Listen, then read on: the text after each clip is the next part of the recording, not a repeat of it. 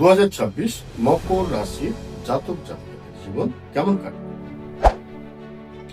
মকর রাশির জাতক জাতিকারা সাধারণত সৎ হয়, নীতিপরায়ণ হয়, আদর্শবান হয়, ডেডিকেটেড হয়, তাদের ধৈর্য শক্তি অসীম থাকে।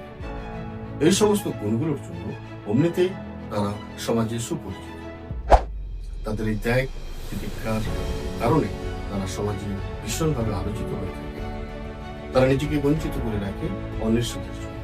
নিজের দুঃখ কষ্ট কাউকে শেয়ার করতে চায়, পাছে অন্যের কষ্ট বুঝতে পারে। এই গুণগুলি তাদেরকে মহৎ করে তোলে। আটকে থাকা কাজগুলো নিশ্চিত সুসম্পন্ন হবে।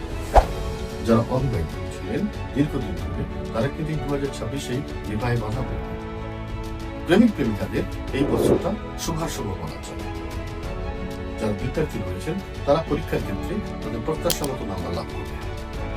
মকর রাশির জাতক জাতিকারা একাকিত্বে দুশ্চিন্তায় ভোগে।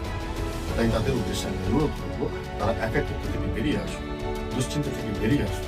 আপনারা নিশ্চিত থাকুন, 2026-এ আপনারা আপনাদের অভীষ্টে পৌঁছতে পারবেন।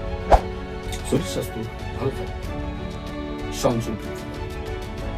যারা বেকার বা কর্মী, তারা কিন্তু কর্মের সঙ্গে